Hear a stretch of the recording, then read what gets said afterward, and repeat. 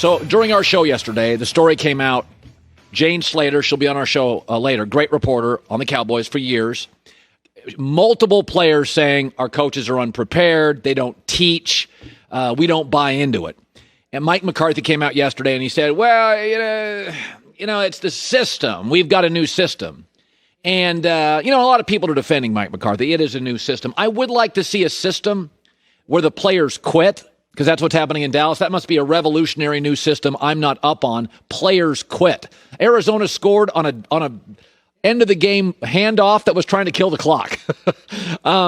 It's not just about losing. Brian Flores lost last year, and we kept saying over and over, boy, they are getting better every week. I'd said it about the New York Giants this year. The New York Giants are losing, but they're getting a little better every week. The players are buying in. The Bengals this year have a win and a tie. They look really promising. Cliff Kingsbury last year was 5-11, but nobody was calling him out with a new system. It was like, you know what? He's a really good fit for Kyler Murray. Mike McCarthy's a bad fit right now in the NFL. Dallas players aren't playing hard. Last 5 games, they've given up 39, 38, 49, 34, 38. And you know what? We should not have been surprised by this. My bad. Because the most front-facing public figure in the NFL, Aaron Rodgers, had open contempt for him for 3 years. Because when Mike McCarthy, who won a Super Bowl, got fired in Green Bay, no takers. And then he started doing something that I've always been skeptical of my entire life. He started trying too hard to tell you he was current. My wife always says that. Colin, you got to stay current. And it's like, that's good, because I've always liked new music. I don't listen to classic rock and roll. I'll listen to anything. I don't care if it's new country, new hip-hop. I like new music. It's just my makeup. That's what I like. I like new stuff. I don't collect baseball cards. I don't collect anything. That's just not my thing. So, and staying current matters, because I used to work at a company. 4 letters, not going to get into it. But in the last 10 years, there's been a big pivot in our business from just TV to digital. And some people, some executives, it's natural. They like new stuff. It's in their DNA. They love digital. They love podcasting. Then a lot of guys fake it. They panic. They got 2 kids in college. They got to save money, and they're dinosaurs. And that's Mike McCarthy. He's trying to tell you how progressive he is. Andy Reid's been progressive for a decade. He doesn't need his buddies in the media to sell it. Pete Carroll is letting Russ cook. He's going against what his whole career. He's Pete Carroll.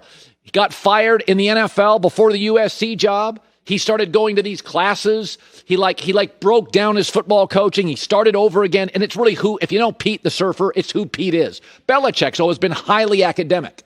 Belichick's always been ahead of the curve, always moving ahead of the curve. He was the first guy to midfield, 4th down, we're going for it. It's natural. It's not for Mike McCarthy, but he's trying to sell you on it. And I think Mike McCarthy, who's still a fairly young guy, got fired in Green Bay and he got scared. I've seen executives in my business do this. They panic and they're trying to sell you. They love the new world and they really don't. Mike McCarthy admitted it at the press conference when he got hired by the Dallas Cowboys. It's like the dad whose daughter forces him to go on TikTok and he pretends like he likes it, but he doesn't really like it. It's not him. And I'm not saying it's for everybody. But a couple of weeks ago, Joy was here. I kept saying McCarthy was going to the podium after games and during the week. And he was dropping all this analytic jargon. And it was like, dude, you're trying way too hard to sell me on it. Andy Reid, for 10 years, spends his offseason, he'll send me pictures of it, drawing up his plays. He loves it. It's who he is. He's not faking it. He doesn't talk about it at the podium. I am always suspicious of people who are trying to sell me something. If you go to a really nice car dealership or a really nice boat dealership, you go to a Mercedes dealership or high end, you know what they do? Look around. They're not selling you. We got the best stuff. Look around. But you go to a used car salesman, this Prelude may be a 1988. It runs like a top. Push, sell, push, sell. You're trying too hard. Turn off. Mike McCarthy's trying too hard to sell his system. Trying too hard to tell you he's into analytics. It's not who he is. And that's okay. Some people get to 55 years old and they're done. And they don't want to grow. I see it all the time. with political people. They talk about politics. Some people just grab onto the past. They romanticize the past. They're not growers. They're not curious. It's just not who they are. They just want to go to their country club, play golf with people just like them, and that's fine. There's a lot of room in America for that. And then there are people like Bill Belichick who are just academically curious. His mom spoke 7 languages. It's in his DNA, his genetics. Bill is just a thinker. He's always moving. Andy Reid and the Pete Carroll. By the way, Nick Saban's the same way. Nick Saban is always trying new stuff on offense, considering he's almost 70 years old. McCarthy's one of those guys. He hit 55, and now he's panicking, and now he's desperate. Now he's trying to sell you on, hey, I use lingo and jargon, and it's like, no, dude, this is not who you are. This is players. And by the way, players aren't buying it. Dallas players aren't buying it.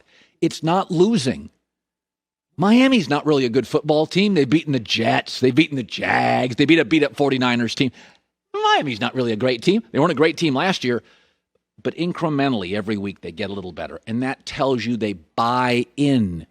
They buy in. Arizona, same thing. They're buying in to Cliff Kingsbury. They're buying in to Brian Flores. These Cowboys are out.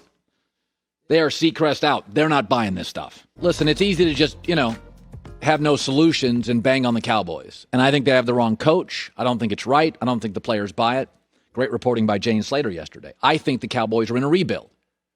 I think their owner has to admit they're in a rebuild, and this is the downside to having an owner as a general manager. Jerry's often very busy doing local radio hits on Monday. Oh, boy. Let's offer a solution in this rebuild. Where the Cowboys deep? Wide receiver. Really deep. Cedric Wilson's their 4. Cedric Wilson can play. Amari's a really good player. Michael Gallup is excellent. CeeDee Lamb is really talented. It's time to trade Michael Gallup. 3rd year of a 4-year contract. You're going to have to pay him pretty quick. You need cap help, and you need to rebuild, and you do not need a 4th really good wide receiver. CeeDee Lamb looks potentially spectacular. Cedric Wilson can absolutely play as a great 3, and Amari's a 1. Trade him. You're 2-4. It doesn't matter if you can win the division. You're in a rebuild. The Ravens desperately need another 2 receiver. Chicago after Allen Robinson with Tariq Cohen out. The more Chicago wins, Chicago's got the coach, the defense, and 1 star. The Bears and the Ravens are dying for a number 2 receiver. I'll tell you another one. The Green Bay Packers, the Colts. These are good teams. I think the Patriots, but they probably wouldn't do it, right? They don't spend on anything. They already got burned by Mohamed Sanu. They probably won't do it.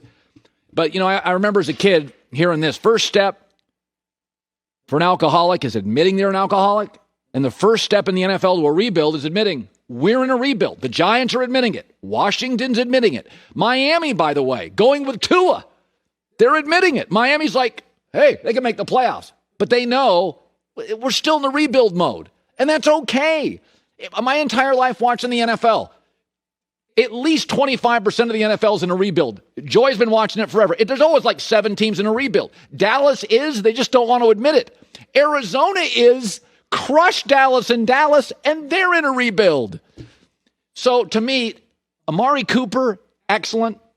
Cedric Wilson, shockingly good. CeeDee Lamb, you just took him in the first round. Get him more looks.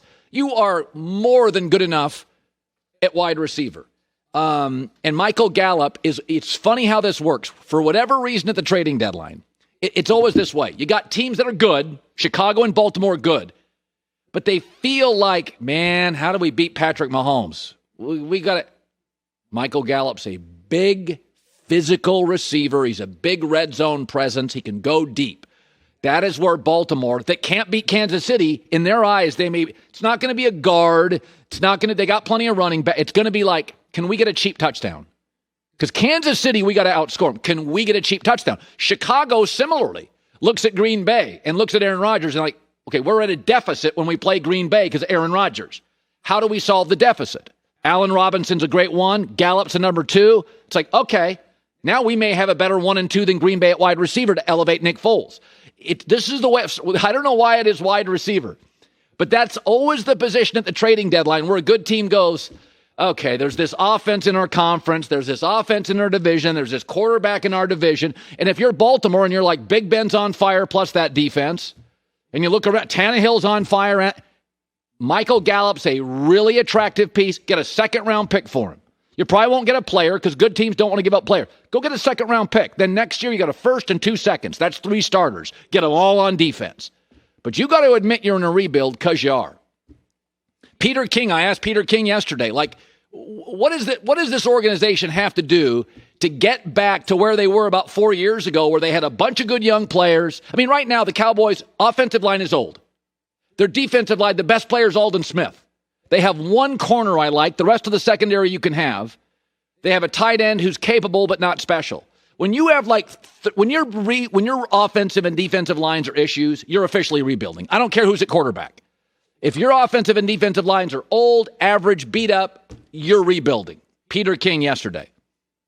The way you solve it, I think, is going back to the same kind of meat and potatoes that made them pick Zach Martin over Johnny Manziel in the draft. That's what they have to do. They can't be emotional about their team right now. And they are playing right now without 3 of the 5 building blocks on your offensive line right now. With the offensive line they put on the field, they're incapable of being a dominant team. They are. It's rebuild time. Jerry, get off local radio. Call the Bears GM. Call the Ravens GM. Start the rebuild now. I don't care if you're going to win the division. You're going to get, if you did, you're going to get, the Giants today may win that division. Hi, everybody. Thanks for watching. Subscribe here to get the latest from the show. Also, be sure to check out more of the best clips from The Herd or go watch a few segments from other shows on FS1.